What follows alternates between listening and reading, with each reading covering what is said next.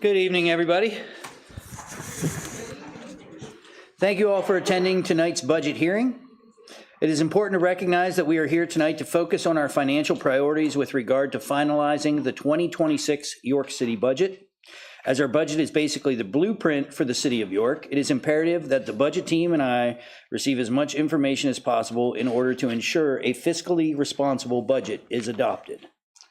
With that said, we will hear testimony on projected income and budgeted expenses for all departments as they relate to programs and services for the city of York, appropriations, how they will be used, projected expenditures, and program outcomes. In considering the budget, council may reduce any item and may increase or add items as deemed appropriate and or necessary to achieve the city's goals and its financial objectives. I'd like to emphasize that this is a public hearing, not a public meeting. Although we welcome your comments, a public hearing is not a debate session, but is designed specifically for the purpose of receiving testimony and evidence on the issue at hand. Presenters will first be given an opportunity to outline their budget, followed by the budget team and council questions. We will then receive public testimony. It is asked that each person providing testimony give your name and limit your comments to 3 minutes so that everyone who wishes to speak has an opportunity to do so. Are rebuttal comments allowed? At my discretion, rebuttal comments may be allowed. If allowed, rebuttal comments will only address specific matters or questions raised during the hearing and must be brief, preferably 3 minutes or less. Things to keep in mind. Speakers should provide testimony pertinent to the subject matter at hand and should avoid repetition of comments made by previous speakers. Refraining from comment if the same points were raised by a prior speaker or simply stating agreement with the points previously provided will help move the hearing along so that others who wish to speak will have the opportunity to do so. Large groups whose members wish to speak are encouraged to designate a spokesperson. What about written testimony? Exhibits, letters, petitions, and other documents presented or shown to the council become part of the official record. Written testimony may be submitted in conjunction with or in place of oral testimony. What is not allowed? No disruptions or disorderly conduct will be tolerated. Speakers and members of the public shall refrain from abusive or profane remarks, disruptive outbursts, applause, protests, engaging in disruptive conversation during presentations, speaking out of turn, preventing or attempting to prevent others who have the floor from speaking, or other conduct which disrupts or interferes with the orderly conduct of the public hearing. Such conduct is strictly prohibited. Personal attacks on elected officials, staff, or members of the public are out of order and will not be tolerated.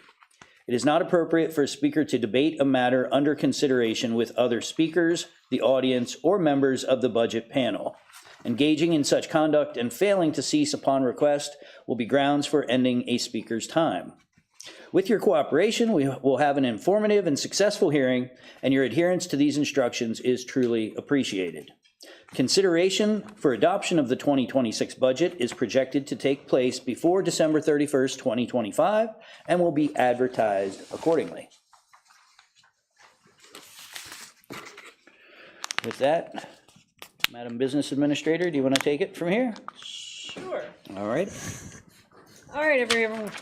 It's been a long couple days. Good evening, everyone. We are going to review approximately about half of the budget today. We are starting with City Council. Real quick, I did want to make a note to everybody. One of the hot topics for 2026 is that us being bi-weekly pays. Every so many years, there ends up being actually 27 pays instead of 26 in the year. So there is an additional pay worth of salary for everybody but the elected officials in the budget in order to account for the extra pay that's going to be at the end of next year.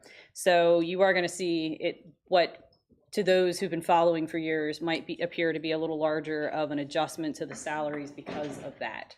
When the payroll sheets are included in the proposed budget, that'll be identified so you can see exactly what was any contractual pay increase or COLA, and then what is for the 27th pay. So we'll be able to see what that looks like separately. I think that's the only heads up I wanted to give before we go into it. Past that, for City Council, we have the City Clerk, Diana Thompson. Diana is there, anything you want to start with, or you just want to go down and? Well, I gave you all this sheet right here where I outlined, I don't have a lot of items that I actually put in the budget every year. It's very small. So I have an outline here, and I put in red arrows to show line items that are up or line items that are down. And so just quickly, I have other professional services, and that is down, that's down $500. And I know that, I think our city attorney said that it's okay for White Rose Community Television to record our hearings, but I think that is a good idea to have a steno service somewhere in our back pocket in case Cliff cannot be here for any reason. So I am getting a couple of, I'm sorry, I'm not feeling well tonight, so I'm a little off. I'm getting a couple quotes, thank you, from two different ones, and one of them's Geiger, Loria, Phileas, they're called something else now. I'm waiting to hear back from key reporters, just to, like I said, have something in our back pocket for that. I also have a new allocation, which is for the Youth Council Committee, and I have that at $10,000. In August, City Council formally adopted the committee, and so I have it out, it's just outlined there, and there's clickable links on the PDF version that was attached to my budget to show you what that Youth Council Committee is all about. And I broke the amount down into different categories by dollar amount, just to kind of give you what that $10,000 would be used for, which is civic learning trips, meeting supplies and materials, outreach, apparel and branding, training and development, and so on. This isn't an exact science because it's the first time that we've done this. So those were just figures that I came up with that, we can use that money for. And travel, I have travel up by $2,000 because we do have a new council person coming on board, and I just never know what training opportunities they might want to take advantage of. So I included an increase to cover that. So $2,000 is covering 5 council people. Let's see here. And then I also put down different categories of expenses that I broke down for to break up that $4,000. All right, and then for training, that's up $2,000. Again, that's also to accommodate the new incoming council members. And that overall line item is $4,000, and that is to cover 5 council people. And then I also broke down several training opportunities in 2026 that they might be interested in going to, so that you have an idea of costs. And for printing and binding, that's down $500. That's pretty self-explanatory there. Association dues and conferences, I have that up, and $14,336 is our dues to PML, our yearly dues, and then the rest of the amount of money, of course, is to accommodate our council people so that they can attend PML trainings and conferences. Advertising remains the same at $10,000. Other repair service, that is down by $150, and I usually use that to maintain the typewriter in my office that I still use, if anybody remembers what a typewriter is. Other contractual services is up by $1,000 to accommodate anticipated legislative activity, including our new ordinances and projected amendments to our ordinances. Office and data processing, that stays the same at $300. Books and subscriptions also stays the same at $500. Other supplies and materials, that stays the same at $500. And office equipment and furniture, that went down by $1,000 to 0 because I don't anticipate any purchases for 2026. And that's about it.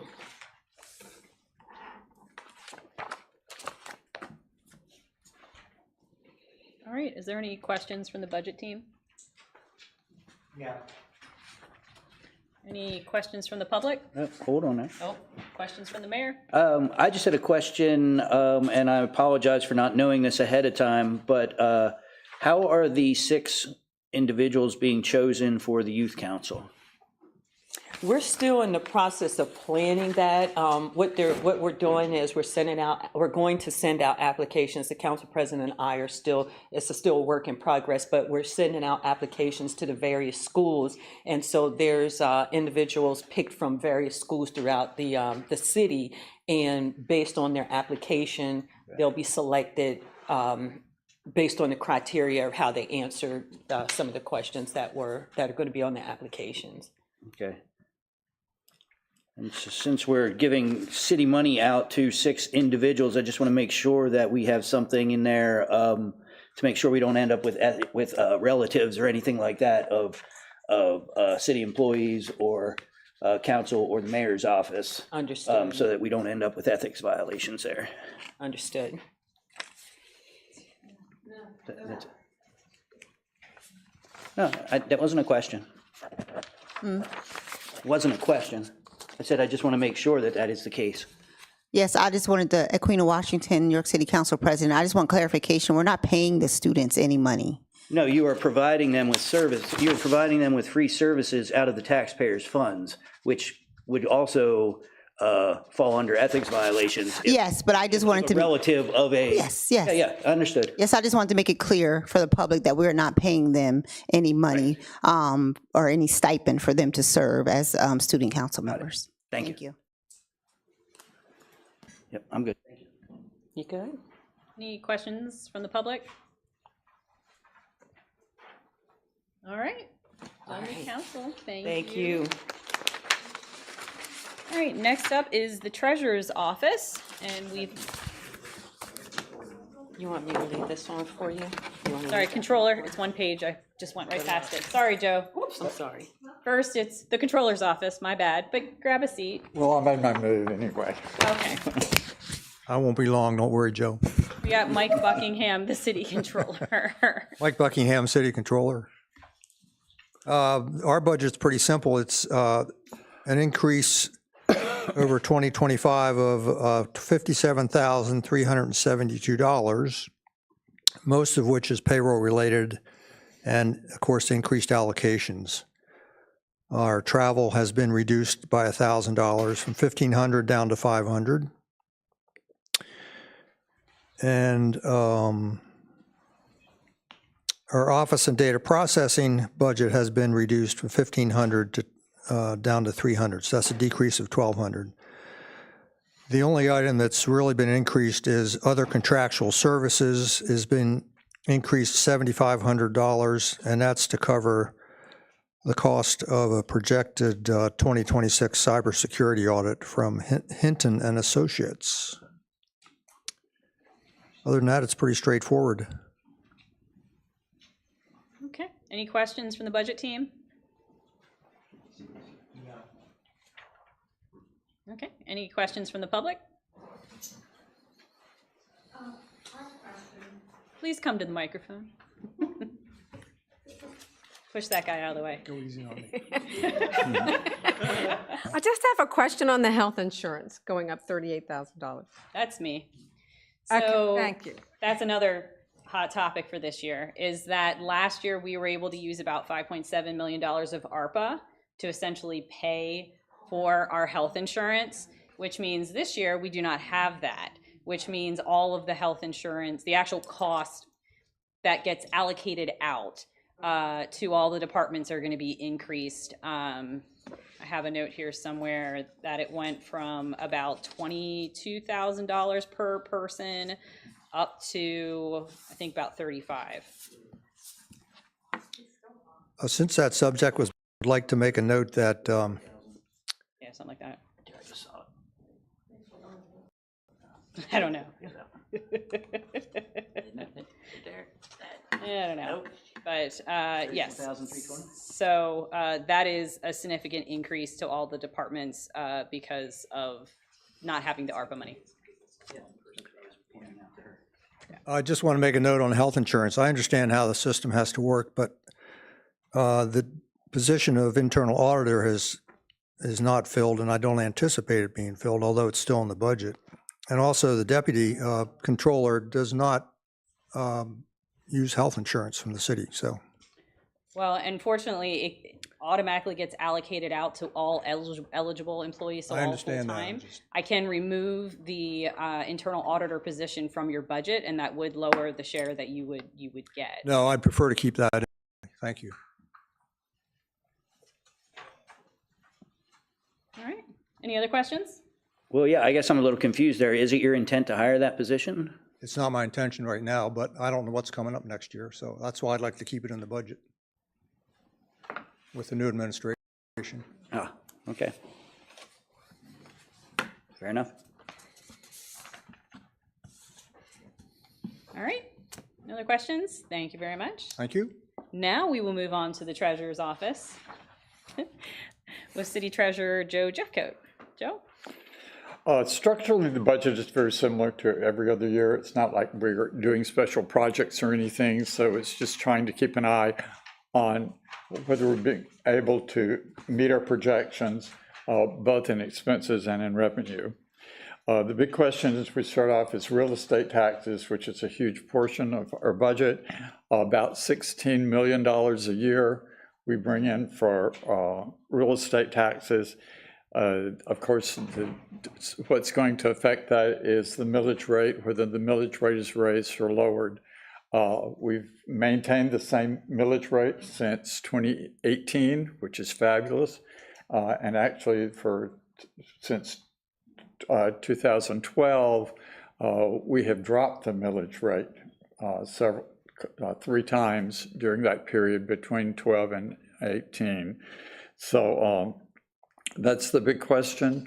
Part of the money is also allocated to the recreation fund. It's 5.2715% of what we bring in as real estate tax goes to that fund. And that fund is not in my budget, so that's additional money that we would be bringing in.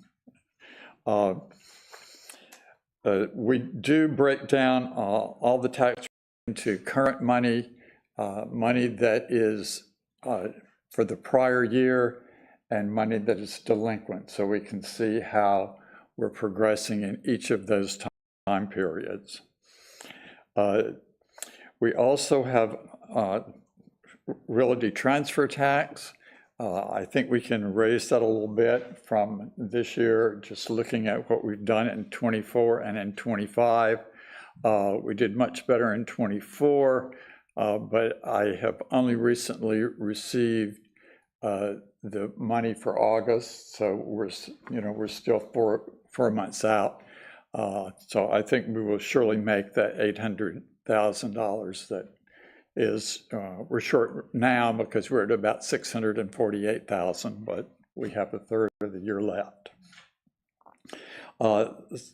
Tax claim, I think we're on budget there. We have a good figure, I think, of $1,600,000 that we will bring in from tax claims this year. And then we have all of our income that is collected through the York Adams Tax Bureau. I've made some adjustments in those, up a little, down a little.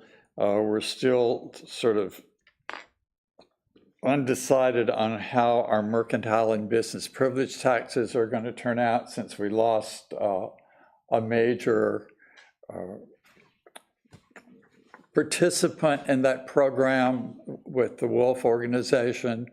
So we're looking to see how that's going to affect us in the long run with our earned income and business privilege taxes. I would like to, this year, we have always done our mercantile and business privilege taxes in one line of the budget. The state is now requiring that when we do our reports for PERTA and other things, that we break those down into two funds.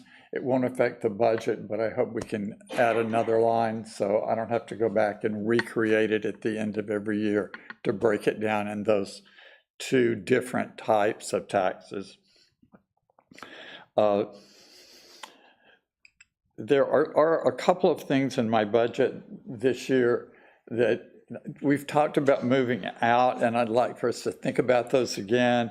I have cable and TV franchise license in my budget, which seems to be a little unusual to me.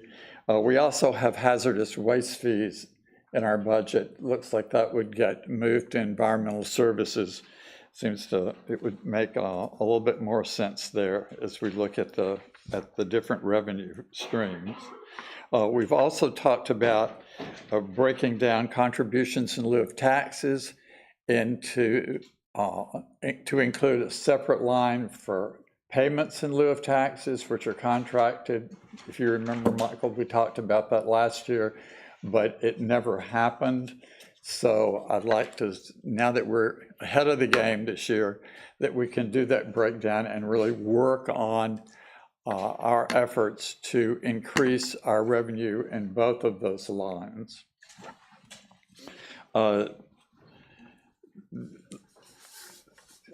Any questions on any of the revenue lines of the budget?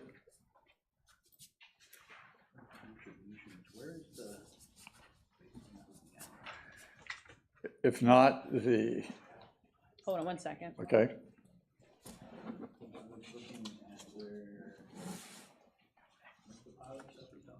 And there's one line for contribution in lieu of taxes for 200,000. So when we know we are getting, so the other money that's coming in is going into donations instead of in here? Well, or- it's two things to keep in mind. We budget for revenue that we anticipate to get. If we get revenue that we anticipated or not, we will, of course, log it into the system in the proper category. So we don't budget for items we don't know for sure that we're going to get. And I think that's been the biggest issue with the pilot and whatnot, is that if we have like letters of commitment, then yes, we absolutely should budget them. If we want to split them out in 14 different ways to distinguish between them, that's great. But if we don't have them, I don't recommend putting them into the budget for a year with the hopes that we're going to be able to get them together for the next year. We need to work forward on 26, and then when we have letters, we have guarantees, then we can add that revenue as anticipation for 27 would be my recommendation. Yes, the pilot are annual obligations that are expected on an annual basis. Right. And those should be put in, and then where we might have an account line, it may start out with zero, but we would still have an account line if we did get contributions during the course of the year. We always do. Yes, you can always, we don't say no to getting money, but we just don't budget for it if we don't know that we're getting it. But if we do have, or at any point we have pilots, then yes, forward it to me and we'll make sure that we make that part of the budget. And I do think we want to look at where those contributions are coming from. Right now we have this unexplainable line in the budget that says public-private, and that's what we're using for a lot of our contributions. It can't be public and it can't be private at the same time. It's got to be one or the other. So we need to look at some of those other budget lines in that section of the budget so we can really have more accurate information on where these funds are coming from, whether they're coming from the state, from the federal government, from nonprofits, private contributors. So we really know how we can strategize as we want to move forward, because we're going to have to make some progress in getting some money from those. As we well know, we have a huge number of nonprofits that aren't paying taxes. And I think there's some opportunities there for us to increase our revenue with a concentrated effort. And just to clarify, your recommendation between the private and public contributions concern with our chart of accounts and how we have that structured, not the Right, budget. exactly, yes. Once we have it straightened out, then we just follow through. Right, Okay, just want to make sure. Agreed. Also, the private contributions. They are all private. There's no contributions that goes into that line that come from any government. So maybe we just need to rename the line. Right. Consider Most of them are private. They are all private. Not most of them, they are Yeah, I all don't know that private. we get any public, but No, we get some governmental money. We get That comes governmental in. money, but it does not go into that category. That category is strictly for contribution from the public, the private. Yeah. I'm not talking about the government, I'm talking about the private people out there, from the public at large. That's the only money that goes into that line item. yeah, because we have other objects, revenue line items for the other types of federal and state funding that we get, but we can review it. I think we need to review it.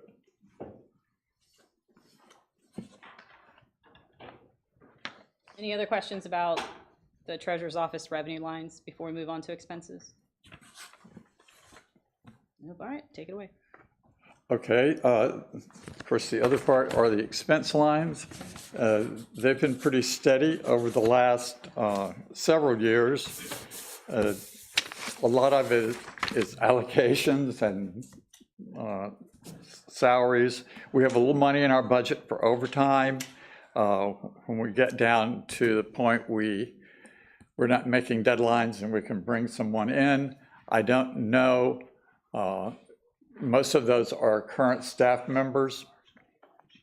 We've increased that line by $1,000. Let us not forget that we're still short a person from what we had several years ago. When Carol left us and retired and Wanda stepped in her position, Wanda was never replaced. We lost 2 part-time people. When we automated the parking garages, so we didn't have Sheila or Bev anymore. This year's been a sort of challenge because Wanda's been out a great deal.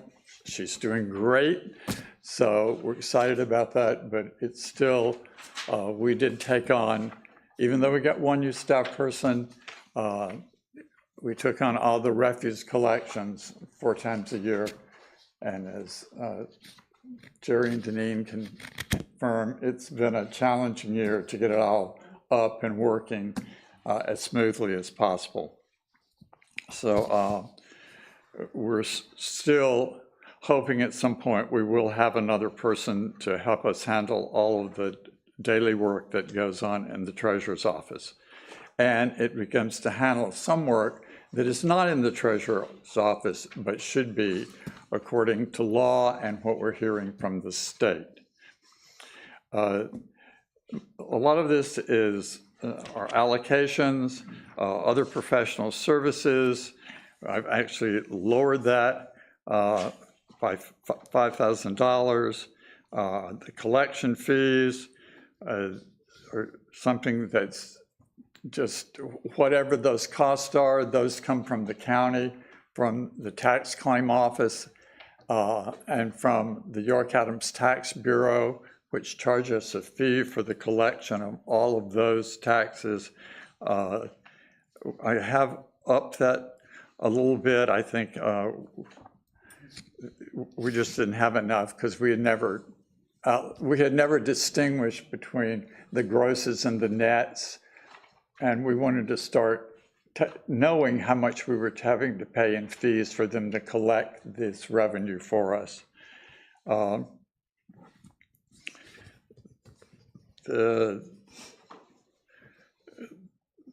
It says refunds in our budgets. We do not need a line for refunds anymore because we're being more accurate with our debiting of any categories that we have to return money from. Those are mostly real estate tax dollars that are caused by reassessments in the course of a year. So if the reassessment office lowers the value of the property, then if they've already paid their taxes, I will have already given it to the city, and then the city has to write a check to refund. I will say this year it was relatively painless. We didn't have a whole lot of those, which was encouraging. Also, sometime we run into overpayments, so we are doing some refunds when we have overpayments. A lot of those are caused by mortgage service companies that pay based on what they think are the taxes before they get the data from us. Postage, we did raise the postage level a little. If you haven't noticed, postage keeps going up. Not only for a single letter, but for bulk mail, which we do. So we've asked for an increase so we can sort of stay on target with what we need to do there.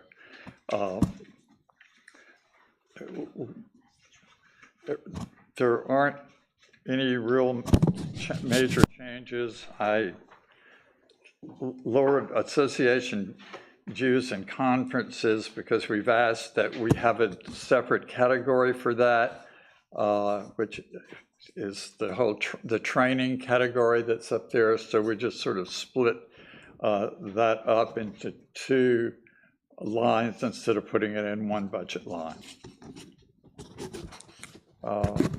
Any questions on the? Any questions from the budget team? Any questions from the public? All right, I think we're good. Thank you, Joe. Okay.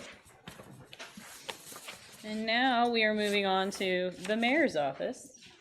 All righty, ours is pretty simple. We're giving the next mayor the same budget that we had.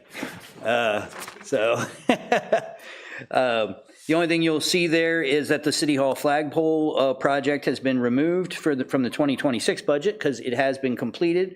However, I would want to take this opportunity to encourage folks. We will be having an opening ceremony coming up here for the flagpoles, including the raising of the Revs flag. The Revs flag will be the first one to go up because they were just won back-to-back championships. And they had their flag ready.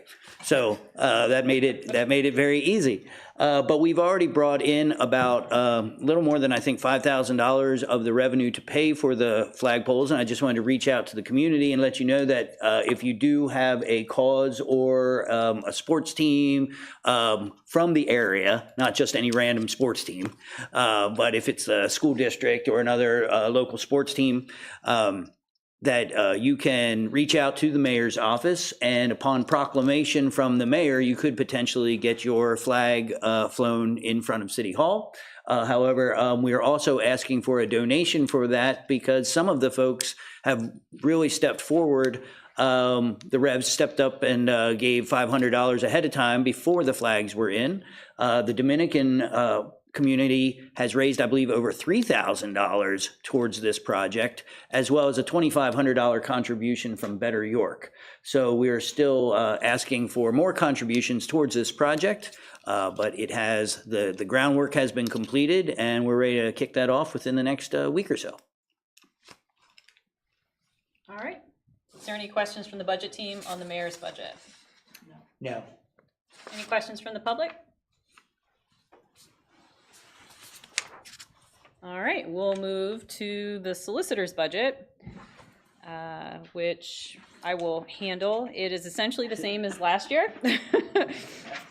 I would like to say that I think that moving to outsourcing the solicitor service was an excellent idea, and that we've gotten a lot of bang for our buck, considering this budget used to be close to $1 million when we had staff in-house, and now we've been able to keep it down to the $335,000. So because of having a full-time employee, not $1 million, I'm sorry, 100,000, my bad, wrong zero, but yes. 400 and some thousand. Yes, sorry. But just having one employee was 100,000, and now we have multiple lawyers at Eckerd Siemens to assist us with our work, aside from our solicitor, Brett Flower. So. Yeah, and I want to agree with you and thank you thank everybody that helped with that transition, because now we have specialty attorneys for each issue that are available to us, instead of having 1.5 that were generalists.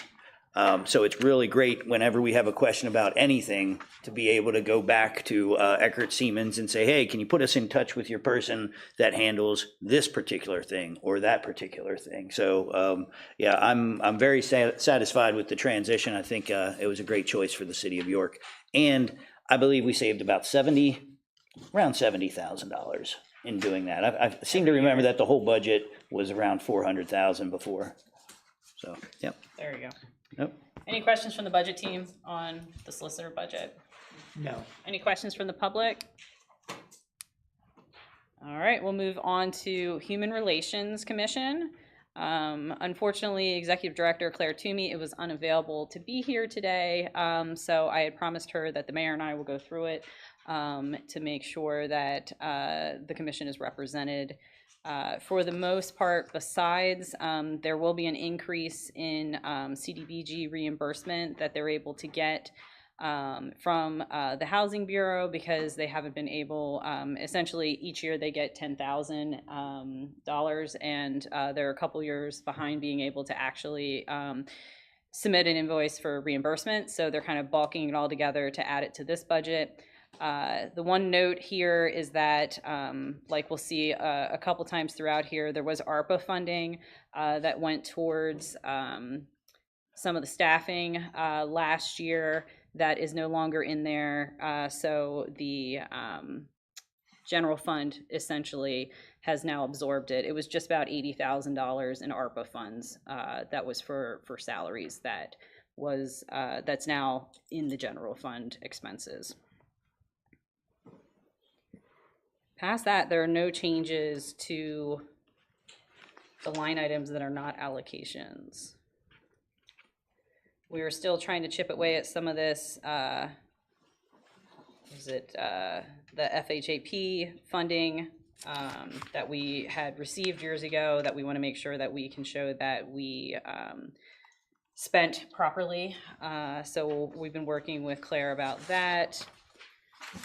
Moving on to the special projects, they do have 3 projects over there, one of which being what we still call the holiday luncheon, but it's now been the diversity dinner. We should probably update that.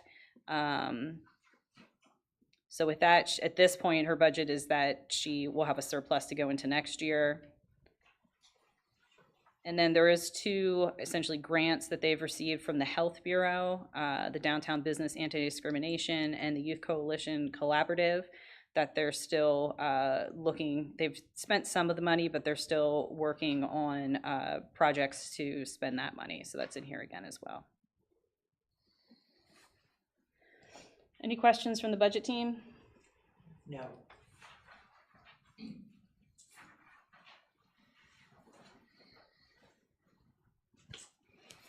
Yeah, I would just like to say that the HRC does an amazing job. I love the staff that has been put together there. However, we have been for years trying to maintain the HRC's budget and encourage that they do fundraising. Again, they were given money out of ARPA with the same directive to try and use staff and use this time to help build up the support from the community.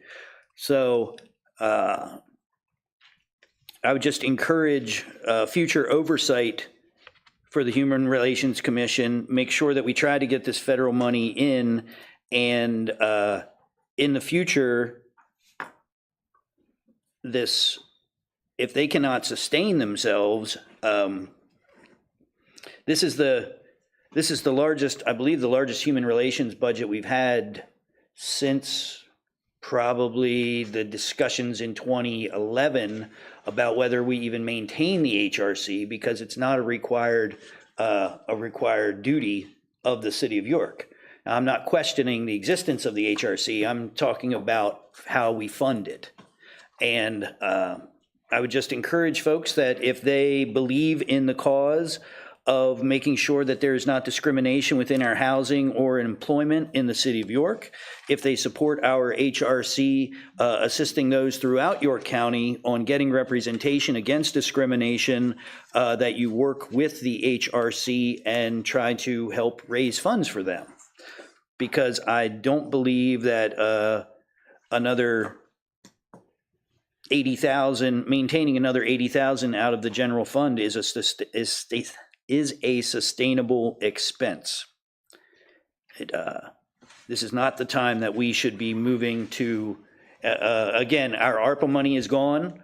So the thing that is keeping us from raising taxes is that we are counting on the wastewater treatment plant sales, the sale proceeds, thank you.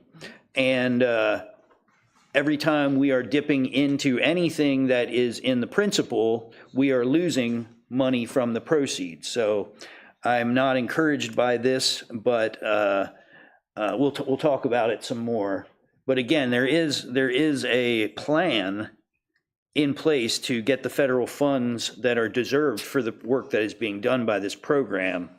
Whether they will be available under this administration, I am not certain, but it's just something, council, hopefully you can help keep an eye on this as we progress. Any questions from the public? Yes, sir. Please make sure you state your name. My comment is, in general, I'm having difficulty hearing you. You tend to talk down Okay. and mumble a little bit. If you could speak into the speaker, much like the mayor is doing, it would be very much appreciated. I definitely would. Thank you. Any questions about the HRC budget?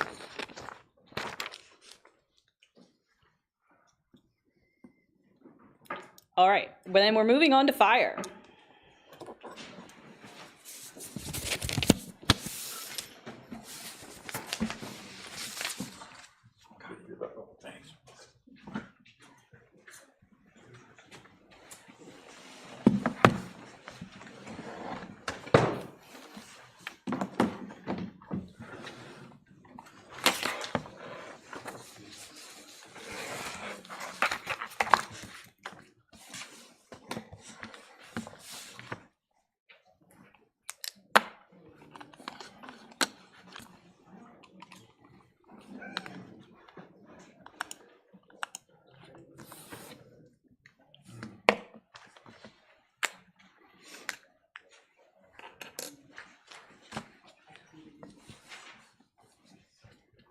Chiefs.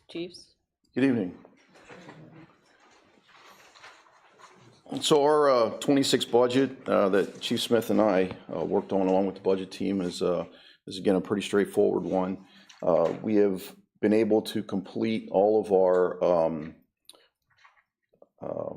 for this year projects that we had set out for with replacing our hydraulic tools with battery operated tools for trying to move into the future with those. We were able to reallocate a highway vehicle, which we now have a pickup truck that we'll be able to use with a snowplow. We were able to do that at a very low cost instead of purchasing a brand new vehicle. So we were able to work with that. Again, we have gotten our training. We're moving forward with a lot of that now with software and more hands-on in order to keep our ISO where we're at with being a 2. As we continue to keep moving forward with some of these projects, that's going to put us on a good path for an ISO 1 rating, which is, again, our goal for the future. As far as this year, or for next year, one of the things that we have done is set up and moved around some of the different funds. With us purchasing the equipment for the hydraulic tools, we're going to try and reallocate some of that and purchase 2 additional tools to put on our 2 remaining engines, so that all of our engines now will have 1 set of hydraulic spreaders. I say hydraulic, but it's battery operated. So again, as those individuals go to incidents, they'll have access to a tool right away and not have to wait for the additional apparatus to respond before they start their extrications. Training again is going to continue. One of the things within the budget that we did is we had wanted to pay up ahead for the software for next year, which is where one of the increases is within that in the software line item. So that way we can pay that, which is due in December. We can pay that for this year, for next year. So then that cost will be offset for the following year then, because we'll be able to be on track instead of a year behind with that. Some of the increases that we do have within our operating is due just to inflation with the cost of fuel and clothing, equipment, the cost of those rising. We try to be creative with the way we purchased items in that, and again, try and reallocate some of the other funds within our budget to offset some of those bigger expenses. This year, with the purchase of the Tahoes, we have worked it out that we're going to be able to get out of the leases earlier with the Toyotas that we have. So that's going to be able to, again, reallocate some of those funds, which we did after we had sat down and did this budget. So I think we're going to be able to have some savings there for the next couple months with that, getting out of those earlier. We're in the process right now of getting all those vehicles outfitted, so they'll be in service a lot sooner than what we had originally planned. So that, again, that's going to help offset some things. With that, we had a mechanical issue with an older vehicle that we were looking to keep. So really, it's going to be a wash now. So since we have the new ones coming, there's not going to be any impact on that we're going to be able to phase that one out. So overall, that's the majority of what we have. We have laid out a plan for next year, again, with trying to update equipment and our training, and just trying to keep the apparatus in service. Again, the cost of maintaining fire apparatus is exuberant, and we're trying our best to keep within within that. So with that, I'll take questions, or if we want to go down through each line item, or how you want to do it. Okay. I think for the most part, I mean, your increases, the majority of it is either personnel or contractual. Correct. But we could skip through real quick just for a couple of the larger increases. I'd like to note the tuition reimbursement went up, which again is contractual, but you just have more firefighters who are actually taking advantage of it, so we need to plan accordingly for that. Oh, I did want to make note, and I left it in here, is that there was no additional cost for outfitting anticipating new hires for next year. I left that in there 0, so I can remember to ask you. And maybe you have it incorporated in one of the other numbers, but if you need to add something, let me know then. Yeah, because we're going to definitely look to put on 4 people for next year. That number I'll have to get. Okay.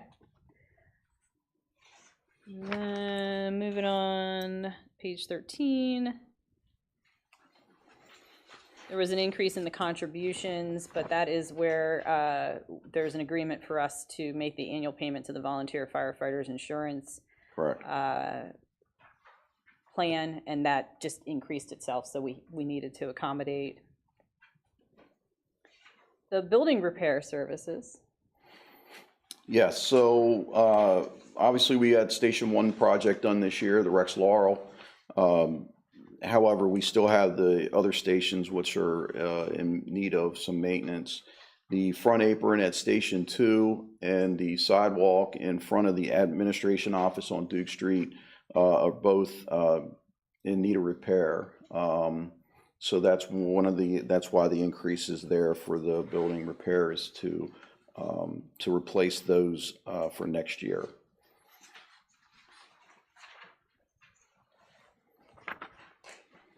And there's a reduction in radio communications because you were able to get the new radios this year, correct?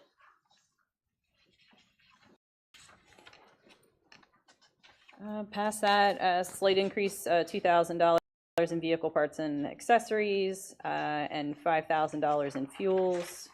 Again, is that just anticipated usage? And also, you brought on, what, 8 new firefighters this year? So you've got a lot of training, driver training going on that will probably eat up some of your fuels, I'm assuming. Yeah, and the fuel cost again is rising, and then the other thing is the tires. Tires are going up also, which again is part of that cost. Very good. The additional 6,000 to machinery supplies. So with the machinery supplies, we had looked at that, and we are going to enter an agreement with our contractor with our breathing apparatus. They are going to do a annual service, which is going to reduce the some of the different items throughout the budget, and then it's also going to allow that officer that's responsible for that as his extra duty to do other things. So that way these will be maintained by the fire store and basically fixed and serviced in a little bit more timely fashion, because they can come in Monday through Friday versus being done while guys are on shift. So Makes sense. The reduction in other supplies and materials of $51,000, that was because of what you needed this year to stock up on the battery-powered equipment, correct? Okay. yes. And then lastly, at the end, with capital DP software maintenance, that's the additional $19,000 to get us caught up on the payments for your The software. first due program, Right, correct? for reporting software. And the cost of that has actually been going up yearly. So again, we're going to pay this and get on track for next year, because it's due in December, and we were always paying it late. So that'll get us on track. All right, that's your general fund items. Does anybody on the budget team have any questions up to this point? No. Anybody in the public? All right, just moving on. Oh, yep. I didn't hear the exact amount of the increase For the total budget of the budget for that particular department, for the department? for the fire, and Yeah, you don't have this. and do you have a percentage, and do you have a dollar amount? No, I think that those will be coming along with that when we submit the draft budget to council. There's about $1.9 million increase from last year. 1.9. And the majority of that, if not all of it, is the contractual obligations and salaries. Okay. Just finishing up, we have the reimbursement for North York Borough, which I think I still need to increase. I think we're up to 75 now. Yes. Okay, so I will fix that. Then past that, I still need to know if you think we need to increase our civil service expenses because of increased cost in testing. Yeah. Chief Smith, if you want to add to that. We do have our civil service meeting scheduled next week, where we're going to speak about the proposal, and that will give us a clear picture of if we're going to make that transition or not. Okay. So just for everybody's understanding, we belong to a consortium for physical agility testing. The problem is that the way they do the testing at different times of the year, it doesn't accommodate our schedule to get folks hired and get them to the academy. So right now, the way the schedule's set up, we do not have a current firefighter eligibility list, because the testing was done after the process was started for us, and we won't be able to get anything in together until probably the fall of next year, till we hire. So we're looking to drop out of that and start back to where we used to do our own physical agility testing. Okay. Past that is, we do have 4 firefighters that are still paid through the SAFER grant.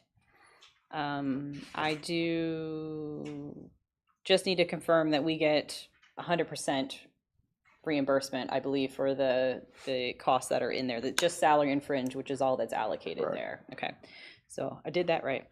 And then past that, we get into the capital projects, which essentially at this point, you have no expenses for capital. We just have the estimated $30,000 in revenue that's coming in through the recovery fees. That is to go towards duty vehicles in the future? Yes, to maintain the staff vehicles. Okay. And that's it. Is there any other questions or any questions from the budget team for fire? No. Any questions from the public? Yes, sir. Good evening. My name is Ryan Supler. I just had a question related to smoke detectors. Are we still working with a community partner to make sure that the public has access to that? So unfortunately, the way that program works was through donations. And unfortunately, since COVID, a lot of those donations have since dried up, and we do not receive those as frequently as we used to. Commissioner Muldrow, along with the police department, we started a project last year, and we were able to secure funds from the hospital and provide several hundred smoke detectors. And since that money has now been spent, we have not gotten any more yet. Okay. Thanks for the information. Sure. Okay, if there isn't, oh yeah, come on up. Hi, Elspeth Bupp. Question on the federal grant, the SAFER grant. Is there any risk that the federal funds are not going to be available in 2026, given federal changes? And then are we, did we get all of the funds year to date? And I guess I don't know if you use a consultant for that or if you have somebody on staff who manages that grant. Well, that's an administration question there, but Yeah, we have not been given any indication that this money is essentially at threat to not being reimbursed to us at any. The only thing that there may be, just like a lot of other funding, is that there will be a delay in the reimbursement, but that we'll get the reimbursement eventually. I'd have to look to see where we are, but we do use a consultant who manages this grant for us and the submissions quarterly so that we can get reimbursed. Elspeth Bupp, which is it the consultant that was approved that's No, based out of the north, or I can't remember their name? No, we've been using a separate consultant that's local for police and fire grants for several years, so that's who we're still using. Specifically for police and fire. Any other questions? I think you're done, Chief. hey, thank you. Appreciate it. Happy retirement. Thank you. I enjoyed this being my last one. Yeah, rub it in.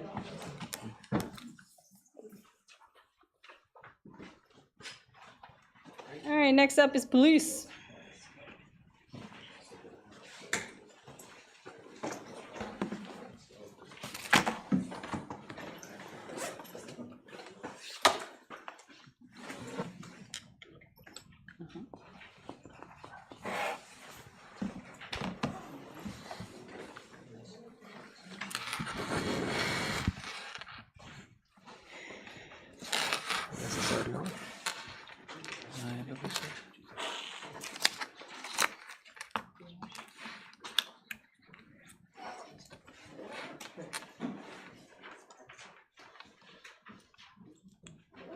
Commissioner Captain, whenever you're ready.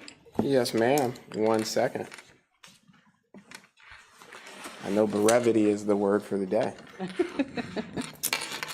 So before I turn things over to this young gentleman next to me, I just wanted to say a few things.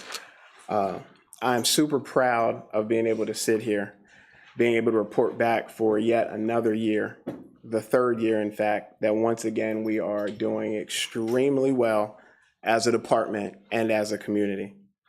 Thanks to aggressive, we'll call it, as the chief just alluded to, aggressive fundraising efforts, donations and philanthropy, grants, partnerships, and being good stewards over ARPA dollars.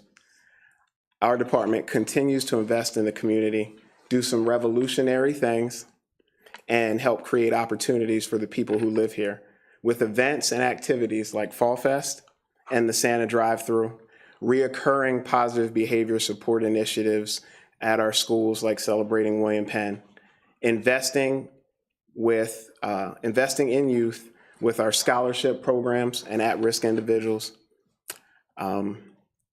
mental health and trauma supports, and this year adding equine therapy for at-risk individuals, taking our young people on a beach trip, securing and distributing steering wheel locks.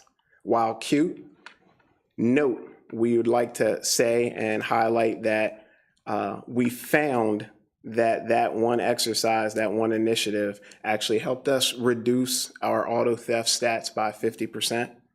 And investing in our after-school programming here in the city through the school district with reprogram to the tune of $200,000.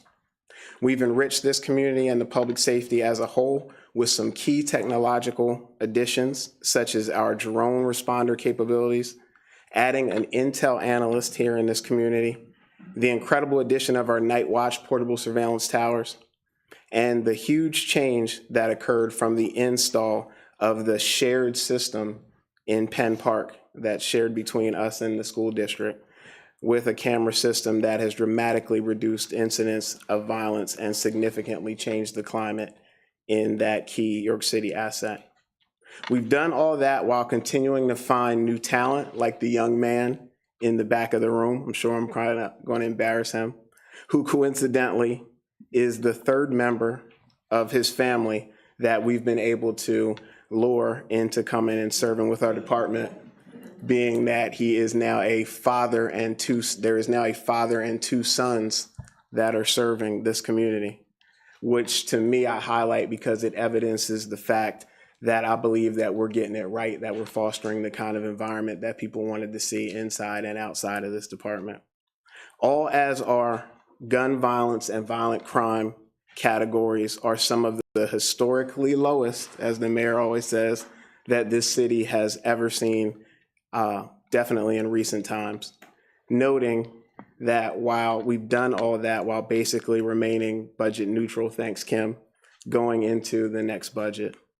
And I really want to highlight for you and the public that we've been able to do all that because of each of you. The confidence of administration, thank you, Mayor. The faith and support of City Council, and the relationship and cooperation that we've been able to foster with this community. Support like I believe we've never really seen here in this community. So I just wanted to take a second and just say thank you, because I am so extremely proud of my 5 years here, but notably these last 3 have been absolutely amazing. With that, I turn it over to Captain Dan Lentz.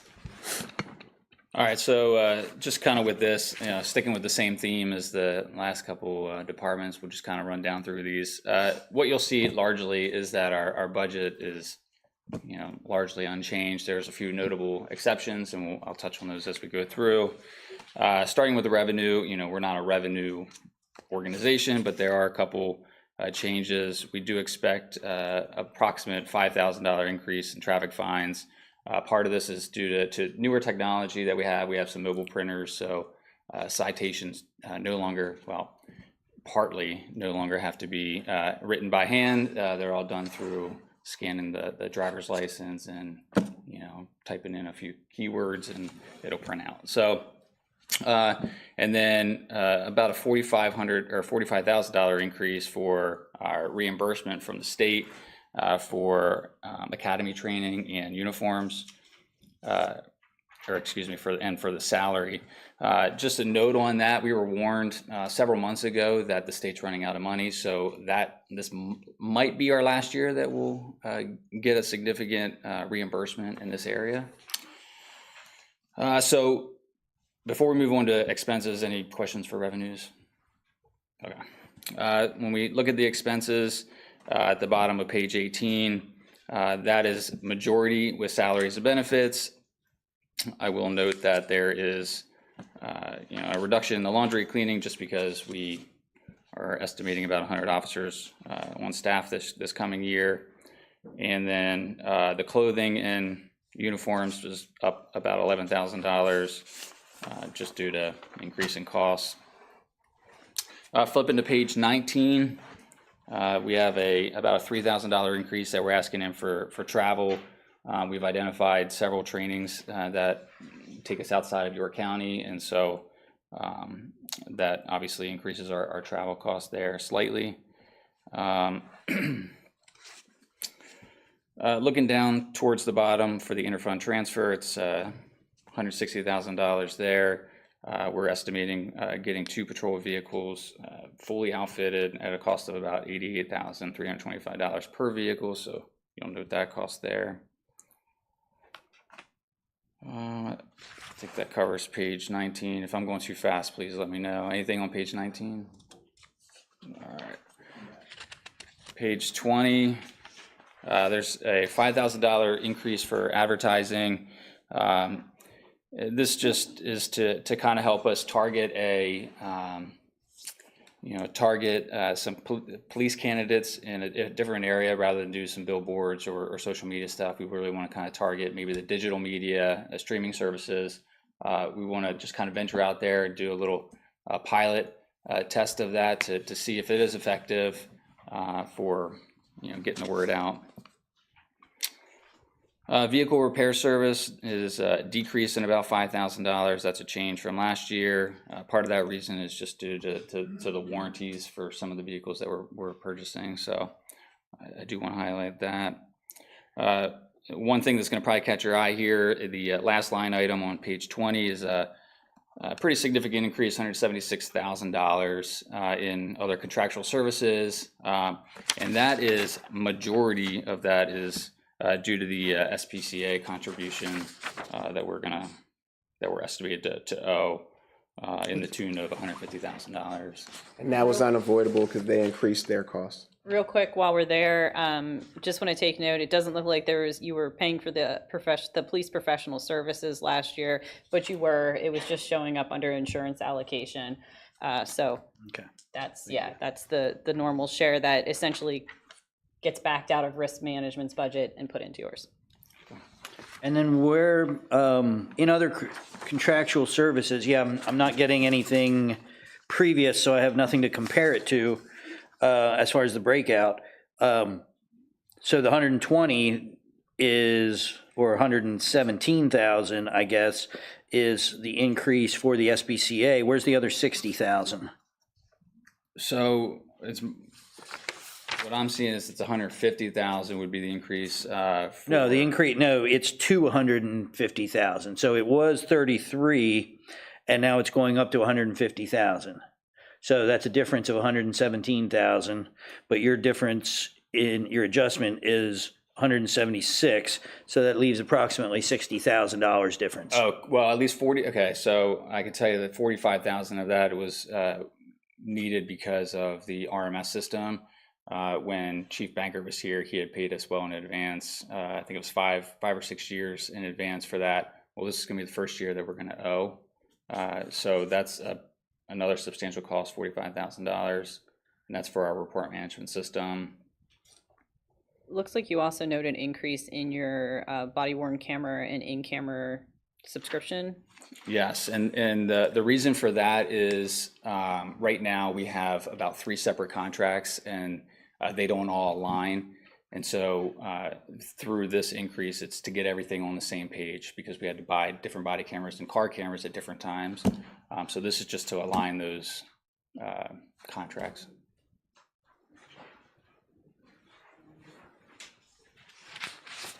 Okay. All right, on page 21, you'll see a $6,500 increase in meeting expenses. We really want to be intentional with how we're conducting some of our divisional meetings, and one way to do that is through over a meal. Our vision is to do this on a quarterly basis where each division sits down with their team. It's an opportunity to enhance those relationships, boost morale, and again, just make sure we're still all focused on the same vision. So we have found this year we just didn't quite have enough money to do that effectively, and so we're just asking for a little bit more. Another increase you'll see about mid-page is a $24,000 increase in vehicle parts and accessories. Coming off of the UPMC, tragic incidents at UPMC and then the Northern Regional, our detective vehicles are not outfitted with any emergency lighting and siren, and so we're requesting $24,000 to upfit those vehicles so that way they can quickly respond to emergency calls if the situation warrants it. And get there safely. Just below that, you'll see a $14,000 reduction for weapons and ammunition. Part of the increase that was last year was because of all the ammo that was back ordered, just because it was a backlog. So some of that carried over, creating an increase in the budget last year. This year, we no longer have that issue, so that's why you'll see that reduction. You also see a $12,000 reduction in other supplies and materials at the bottom of page 21. And then at the top of page 22, you'll see a significant reduction of $201,000 in capital software there. And a part of our intent was we were going to look for a new RMS system. We did a large search and we were unable to find anything that could outperform the one we currently have. Before we move into like crossing guards and the community services division, does anybody have any questions? That's what I was going to suggest. Does anyone have any questions up to this point in the budget team? No. Well, I just want to get back to the first page, which is the salary increase. That's well over, I know that we had a contractual requirement to increase the salaries, but this is an increase of well over $1.2 million or $1.1 million or 12% of the whole budget. So I'm not sure why we're hitting 12% increase. I think that's a combination of, first of all, there's a 4.5% increase for the FOP. Yep. And though we estimated an increase in last year's budget with the pending CBA, I think this is just a bit of us getting caught up from what we budgeted last year to what is needed this year to get us caught up with the arbitration award. Okay. Can I see a breakout of that then? Okay, great. Also, you have the 27th pay in there. That too. 27th pay. Did most of The it. 27th pay. 27th pay, so 26, That's that's, probably 500,000 at least. got it. That makes sense. Thank you. Always the 27th. If there's a question, that's what it is. Any other questions before we move on to? Anybody in the public with questions up to this point? And I don't know if, Elspeth, Bob, I don't know if you're going to be able to talk about the health insurance allocations at this point. It's got a $2 million adjustment. So I will kind of hopefully put this to bed. You missed it earlier. You weren't here. Okay. So every year, this is the same discussion. But this is the ARPA money. Oh, This the is easily- ARPA yes, and. we had ARPA money, no, because wait till we get there. Okay. We had $5.7 million of ARPA money that went towards health insurance expenses last year before we allocated what was left out to the departments. And I did finally find my note. Last year, it was $23,415 per full-time employee. This year, it is now $39,152. So it went up about $17,000 per employee, and they have quite a few employees in their department. So that's why it's a big increase. Every employee? Every full-time employee, yes. 39. Yes. Because we have a $13 million budget for, now that covers health insurance, prescription, the whole enchilada, our stop loss, that's everything. You'll see that in a bit in risk management. But the entire risk management budget, between that and the general liability and some of the insurance allocations that are further down, all come from the risk management budget and gets allocated out across the departments. That answer. Any other questions up through Yep, yes, sir.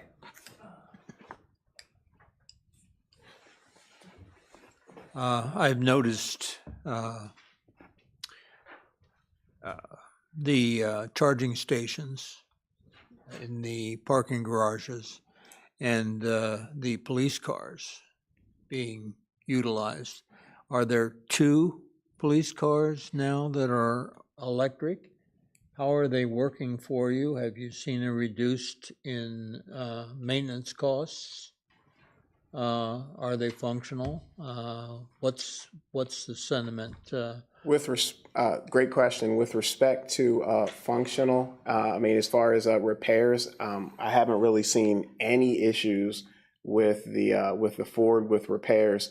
It's been exclusively right now used between the hospital and details. We are going to be seeing it used with our supervisors. So by this time, I mean, it's been limited use, but by this time next year, it'll get more work on the streets, like responding to calls, and we'll be able to give you a better answer with whether it ends up being practical from that capacity. But as it stands, it's been, from a maintenance standpoint, it's been incredible. Yeah, that's not a surprise to me.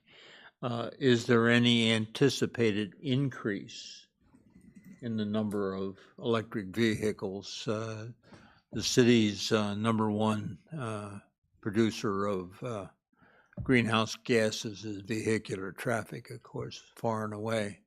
So to that degree. I can tell you that we only have 1 right now, and we still forgot 2, the cart. Oh, we have the electric Yes. golf cart. Yeah, the cart. So For downtown I don't know if usage, that's what yes. you were referencing, but if you're talking about the Mustang that sometimes you'll see being charged at the King Street Garage, we only have 1 of those, and we're still doing some testing. We haven't maxed it out to its fullest capability as far as having the dash cam and the computer in there. So it's too early to tell. I know we've had it for a little bit of time, but as the commissioner said, we're going to put that to a good test here in 2026. Yeah, with the change in the hospital status, we'll see it on patrol more, at least with supervisors now.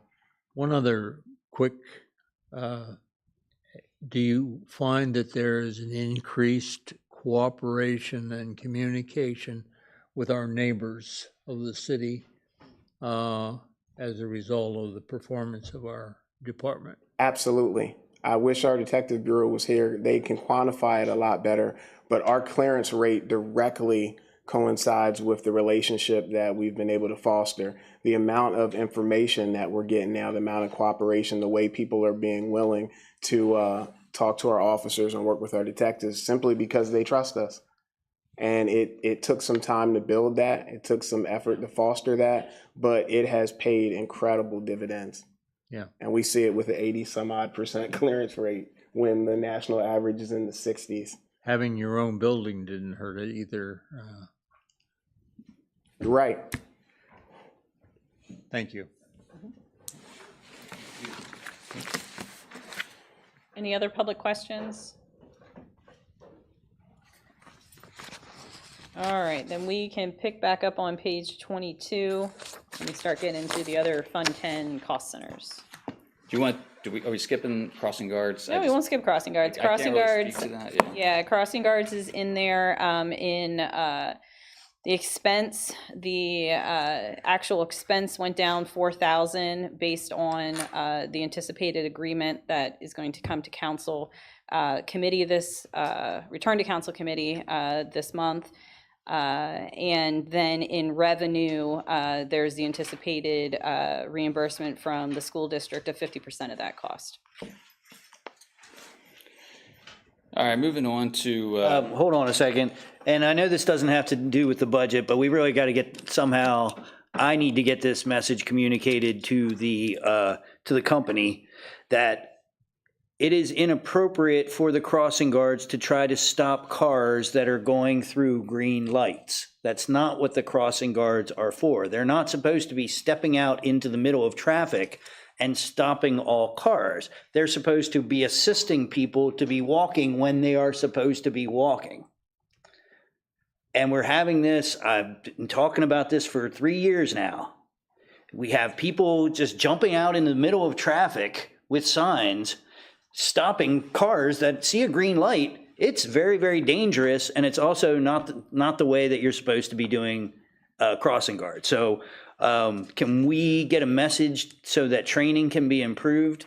Because I'm very, very concerned that either one of these individuals or the children or residents that they're helping cross are going to get hit because they're just jumping out in the middle of traffic and thinking because they have a little stop sign that they're stopping the world. I just set a reminder. I'll work on it tomorrow. All right, thank you. Yep. Great point. Anything else, Mayor? No. All right, so about a quarter of the way down, we're looking at the, specifically for the Community Services Division, a couple changes, but mostly a reduction, about $2,000 reduction in the training, and the reason for that is we just don't feel the need to have a actual training budget under this section. They're getting incorporated into our overall training budget.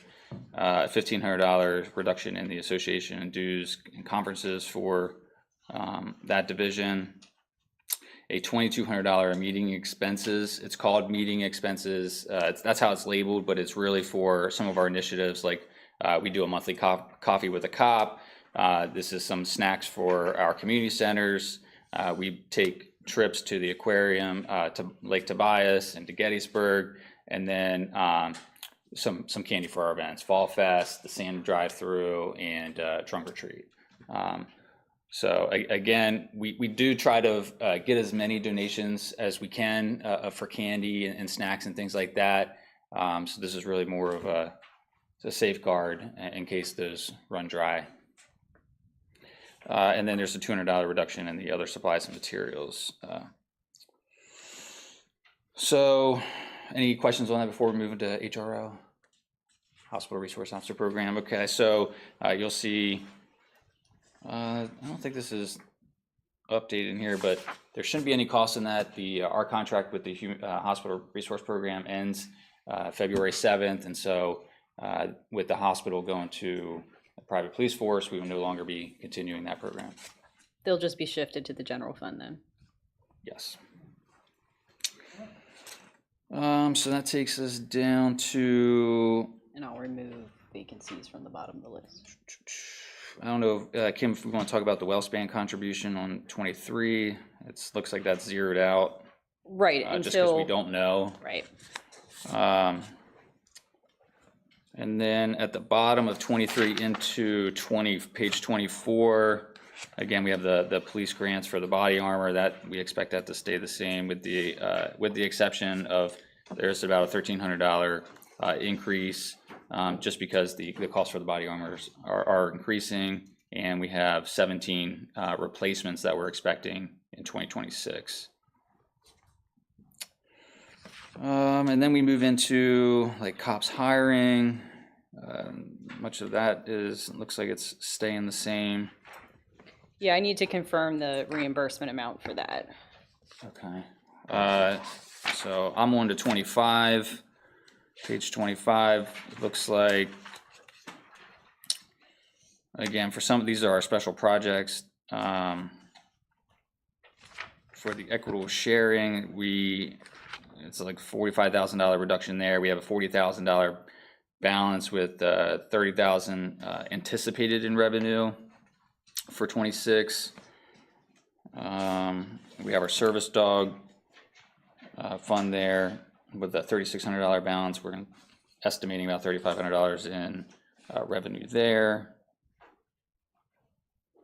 And then our community outreach, we have a $4,200 balance, and these are all funds that are getting carried over from this past year. This isn't taxpayer money. So moving on to page 26, the Handle Care Fund is carry over there. Aging in place, we have we're anticipating maybe about $5,000 there in donations in 26. And then unless I'm missing something, we're into ARPA. Yes, any questions or concerns up to this point from anybody? No. All right, so for ARPA, there's a significant reduction because we are no longer funding 8 officers through the ARPA funds in 26. When it comes to the remaining programs in here, at this point, this is a bit of a fluid number as we essentially review our entire ARPA budget for next year. But what I ended up doing was essentially I removed all the staff that was associated with the ARPA funds at this point, and moved them to the general fund until I'm told otherwise. And then I just left some of the funding that was there for pass-through funding under other contractual services. I want to make sure that your client services for GVI credible messengers, whatever's left from that you have available through the end of next year. We still have $800,000 that was dedicated towards the Sylvia Newcomb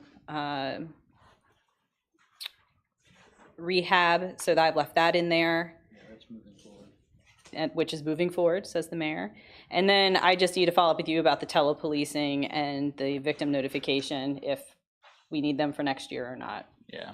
So I think that's pretty much. Now I do also, the one thing I ended up zeroing out in here, but I want to make sure would be available is any of the more graduations, less funeral money. I want to make sure that that's there too. So I'll update that.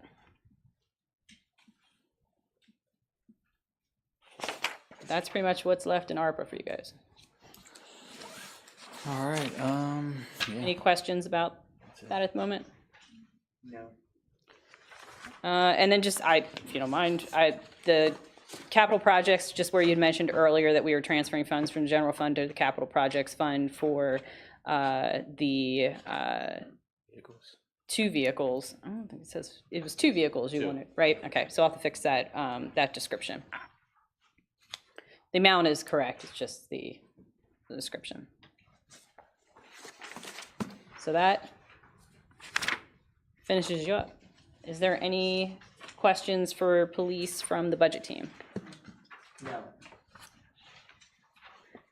Any additional questions from the public? Ryan Supler. Just to get back to the WellSpan topic. So WellSpan, they're going to be reducing the donation for that program. No. No, we just removed what was in there because we do it year by year. Okay. And actually it looks like just got an update on that, so we very well may be able to update this budget with the actual anticipated funding for next year. Usually we just zero it out, and then the beginning of the new year, we'll do a budget amendment to add in when we know we have the money and then what the projects have been approved for it. And then for when they come up with their own police force, they're going to handle? Oh, that money, that's the HR, the hospital resource officers. Okay. So yes, that's going to get zeroed out and they're going to handle that. My understanding is that what we have under contractual overtime, the agreement we have for coverage in the emergency department will still stand. That's separate from the actual hospital resource officer. So we're still going to be able to sup or when there's issues when they do have a police force or I would imagine that there's emergency, any office. Yeah. And then we'll still be responding to backup like we do at the school district. Okay.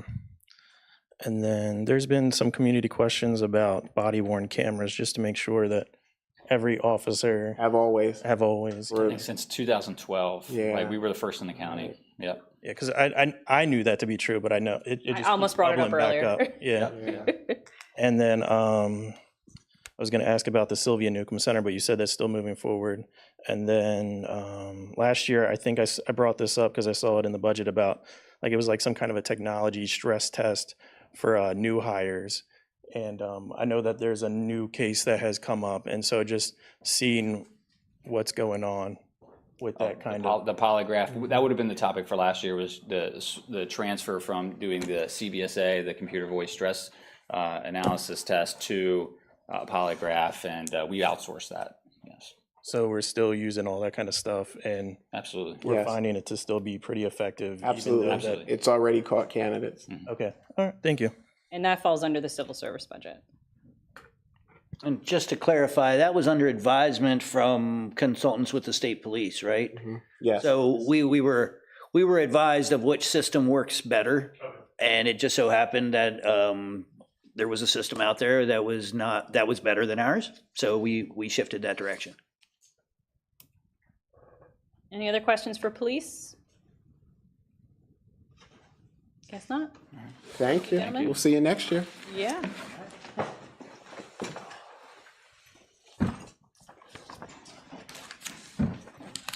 That's your show, huh? Well, the rest of the evening is my show. Under business administration.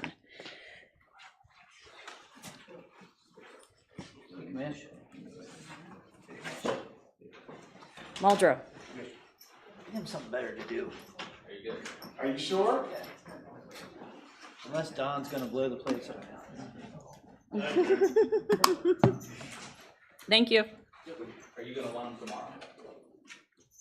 I don't want him at all, but I mean, We'll bring them up tomorrow, because yeah, we'll give you a call if there's a concern. We've never had officers at the budget hearing, so They come to always council meetings. rather have them out on the street than here standing around. You all are an asset to us. I understand, Aw, thank you. but the whole community is. All right, starting on page 29, we're going to start with the human resources budget out of business administration. This is specifically for the staffing in the human resource office. So the majority of this is personnel costs. The staffing levels hasn't changed. We are fully staffed at the moment in the office. Yay. But the only changes are essentially to the salaries and allocations in this budget. What are these negative funds here? Because those are the civil service expenses, so the expenses get paid out of here, but the cost is allocated over to police and fire. Those were listed in their budgets. Not sure why it says negative, that the change was -40. I'll correct that. But that is the human resource budget. Is there any questions or concerns about that? And then the entire cost of this bureau is one of the allocations that go across through the city, and you'll see that listed as the human resource allocation under the indirect cost. Any questions here? Any questions there? Any questions from the public? Yes. I should have a permanent chair. This is just an accounting question. Interagency transfers of funds. One of the departments has an event and they require police. So that's an expense that would be allocated to them. Would it show on the police or would it show on the department utilizing? There's transfers of funds. A specific example would be the Fall Fest for the police department. They recruited firefighters to assist with the food area, and the cost for their overtime for attending was paid out of the police department's overtime budget. So it was more, that's something that we wouldn't necessarily budget for, but when we actually apply the expenses, we make sure it comes out of the police bucket and not out of the fire bucket. We have that too sometimes with Public Works. They'll have, if somebody works an additional shift in the ball fields and they're normally working in highway, when they get paid, it goes to Parks and Recreation and not out of highway. Okay. So there are those interactive transfers. That answers my question. Thank you. And that's just for overtime, not for regular time, though, right? Correct. There's usually, unless they're like officially, normally if they're helping out in the department during the regular hours, we don't. It's just for those additional expenses. Yeah, just to clarify, Don, like if we have people working their regular shift, but they're helping with an event over here, then that doesn't trigger any kind of transfer. It's just when there are special occasions like overtime and things like that. There were, and this goes back historically, I didn't want to bring this up, but when there was a property inspection, a tenant occupied property inspection, and a re-inspection. Years ago, there would be firefighters show up on the fire engine to do the re-inspection. Yes. Yeah. You're going way back, Don. You know, Yeah. who pays, how does that? Well, at that point, tenant occupied ran out of the fire department, and so that was part of their budget. Yeah. And they incorporated the firefighters that would come out to do the re-inspections were those that were actually on duty that day, so there was no overtime. So that would have gone into the fire department? Yes. There wouldn't be funds transferred. In other words, the owner of the property in his inspection fee or her inspection fee was not paying to support the fire company. At that point, the entire process was under the fire department, so the revenue went in and the expenses went out for the tenant occupied. I see. Yes. Thank you. All right, if there's no questions about human resources, we can move on to risk management. Department 202. So as we kind of mentioned earlier, this is where all the expenses for the health insurance for active and retirees is located. This is also where all of the general liability insurance policies that the city has are located. The city works with 2 brokers, one for health and one for the insurance policies, in order to essentially manage our policies.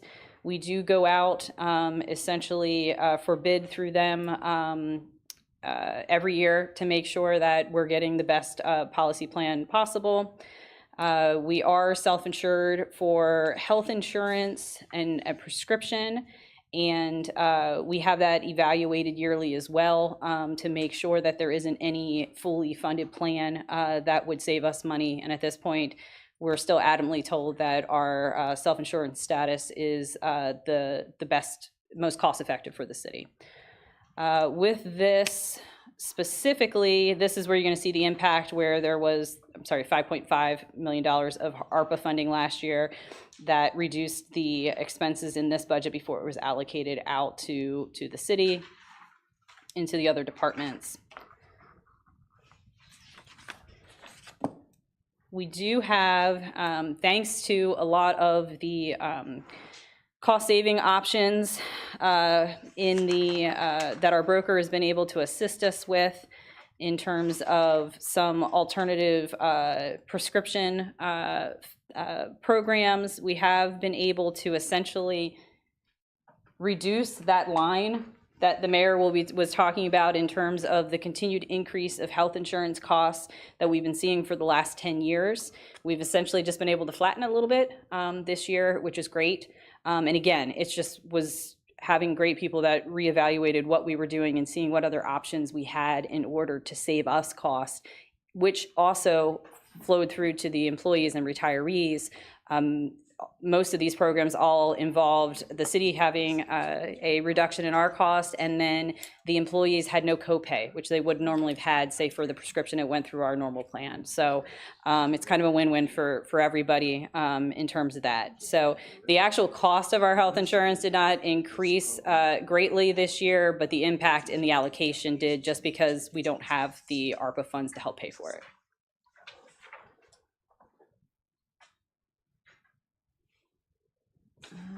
Trying to see, yes, and then general liability insurance, that every year kind of goes back and forth between one policy kind of goes up and one goes down. Our biggest increase still has been to our vehicle insurance. We're doing much better this year, knock on whatever is actually wood, in terms of less numbers of vehicle accidents, which will help us in the long run, but they're still just what we've been told, essentially the trend in the industry at the moment. We do have our largest increase there, though there was a reduction coming out of the budget for our general liability insurance.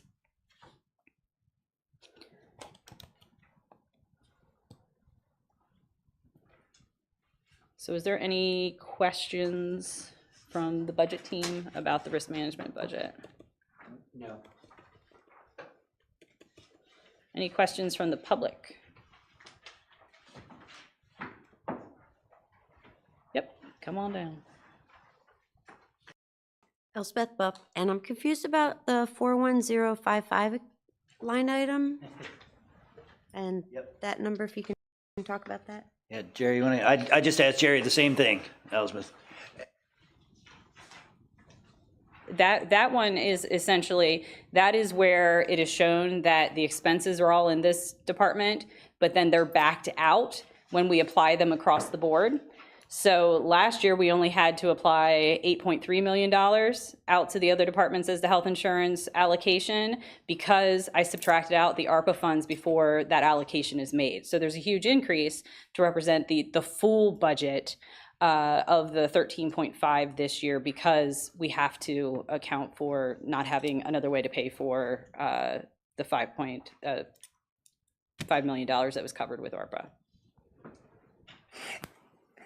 I don't know if this will help you understand that. If you look at it, if you look at all the other budgets and you have all the other budgets, they have a human resources allocation. If you add all of them up, they're going to come up to this number. Yeah, so it's the 9,000,005, the 435,000, the 92,000, the 86,000. What numbers instead are you of referencing? So what happens is everything in this section. Everything, I total essentially all the costs associated with health insurance gets totaled up. I subtract out the revenue from the employee contributions. There also is the reduction for the prescription rebates we get, any way that we get to help towards the cost. I subtract that out, and then whatever's left, I divide by the number of full-time employees in the budget, and that's how the $39,152,000 number was determined, and then that gets put into our workforce plan to automatically get applied to the budgets for all the employees. That's how you have to add it all up. You got to subtract out revenue that we have, and then what's left is what gets allocated.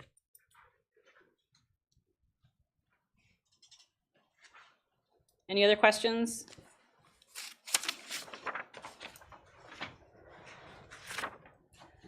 All right, moving on to page 32, the central services budget. Central service budget contains majority expenses associated with the running of City Hall. So the staff here is the receptionist that's downstairs. There's about 3 custodians, I believe, that are paid out of here. And then the expenses are kind of overall expenses in terms of, you'll see anything from the copier supplies and paper that we buy directly from here. Everybody buys their janitorial supplies out of this line item. I actually had fire ask me, said they're out of toilet paper and can they use what's left in there? So it goes across the city in terms of, and that's why the cost of this budget is allocated out to everybody. There was an increase to our wireless communication bill because there were additional cell phones added to the plan. Specifically the police department, because of moving to the multi-factor authentication for our systems, they needed an actual cell phone, not to mention the benefits of them having a work phone that stays at the police station that they can use during the course of their patrol as they would need it.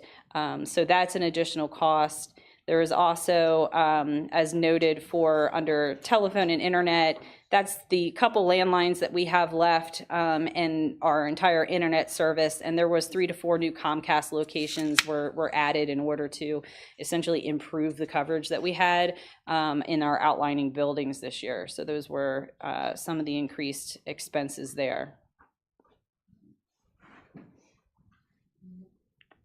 Any questions from the budget team about central services? No. Any questions from the public? All right.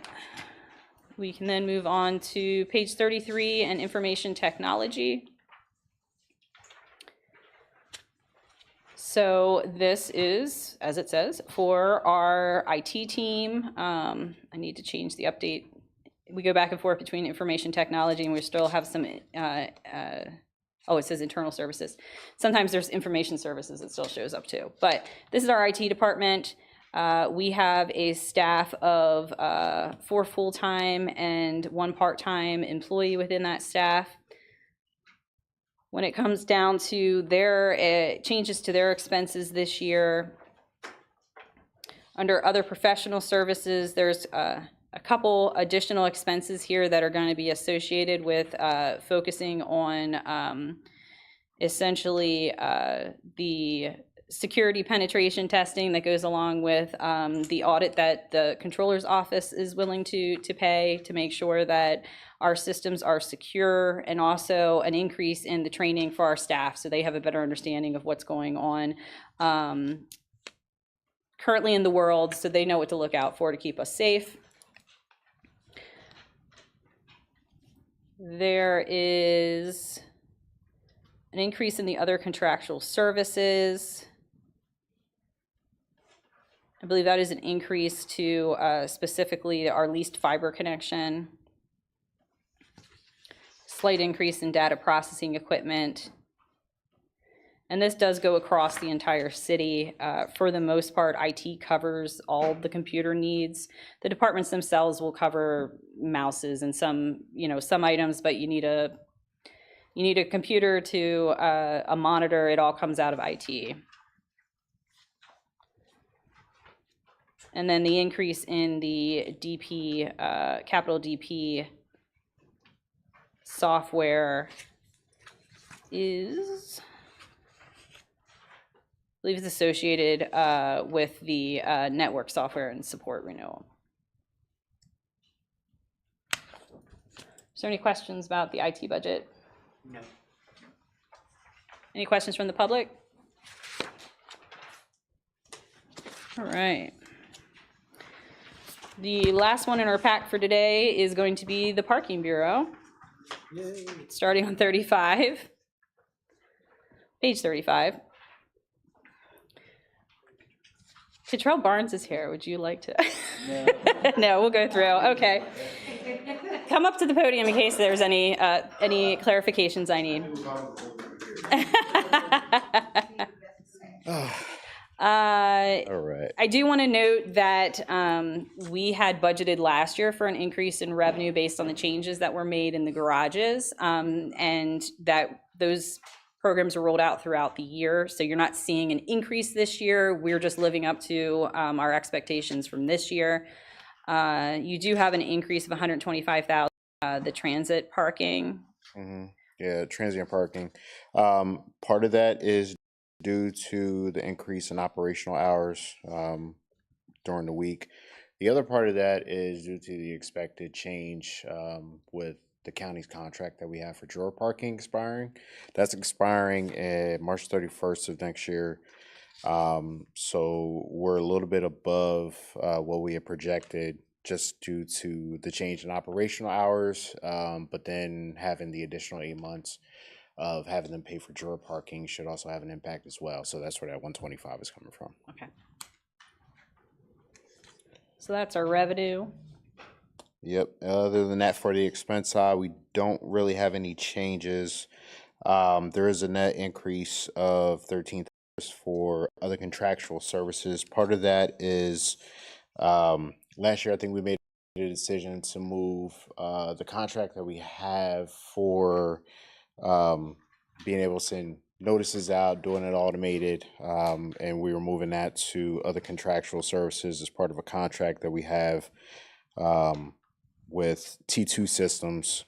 And then part of the hosting services that we're going to have to pay for with the upgrading equipment is also going to need to come out, but that'll be later in the year. So it's a small increase in that. But other than that, there really isn't much of a change with that.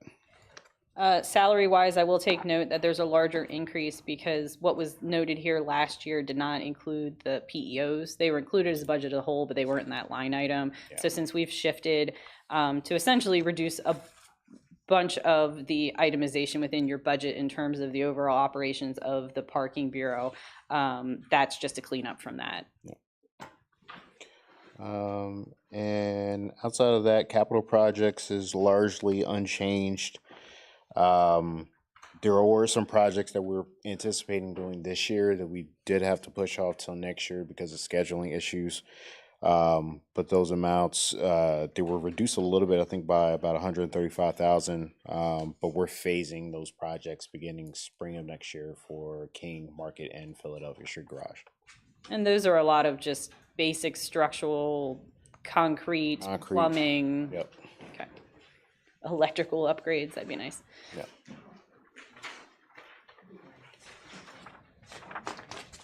All right, is there any questions from the budget team for parking? I just have one, and that is residential parking permits. Yes. Now, is this for people that want to have a permit in an allowable block in the city where there are meters?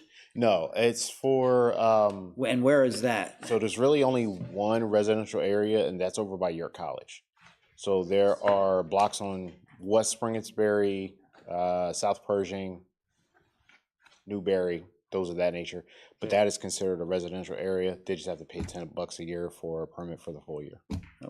And then where are the monthly or annual permits for the Meter permit the core meter and district? Encore? Yeah, so okay. two, yeah, one's All meter right. core for the center city, and then everywhere else where we have meters is non-core. Got it. I was thinking that was for like work meters and things like that.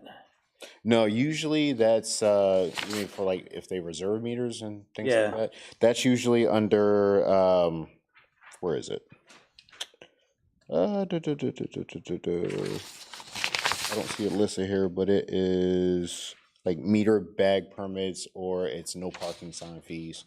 You just put it in under that. Yeah, it's usually So the under little that. the tags are just shoved into that line Yeah, item. so the core non-core permit tags are in core non-core permit, but anything where you have to reserve for a construction project or if you're moving or something like that, that's no parking sign. Okay.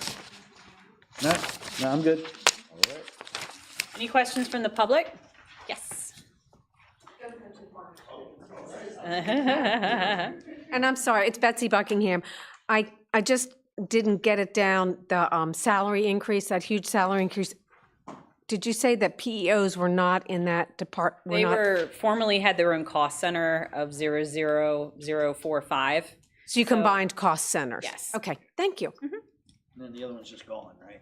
Correct. Yeah. So you can't see a reduction. Correct.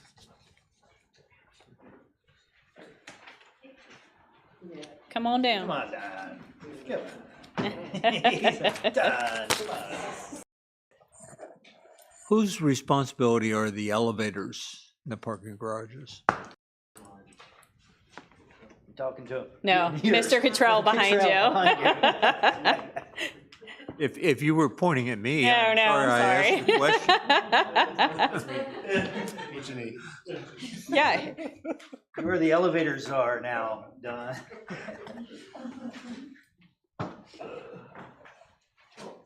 Did you get your question? Yeah. Yes. Okay. Yeah, I was afraid to.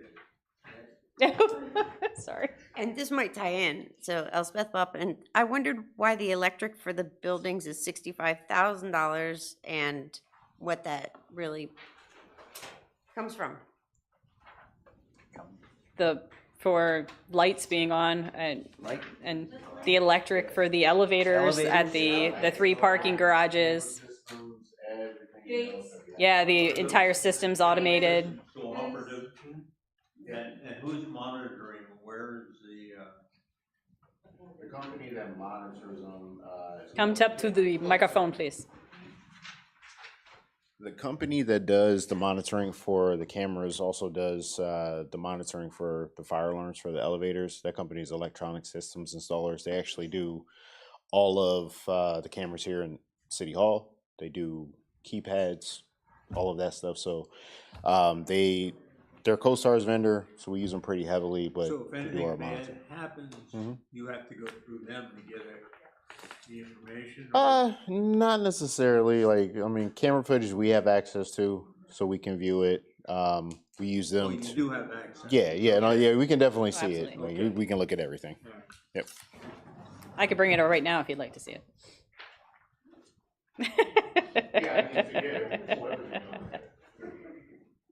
Any other questions for parking?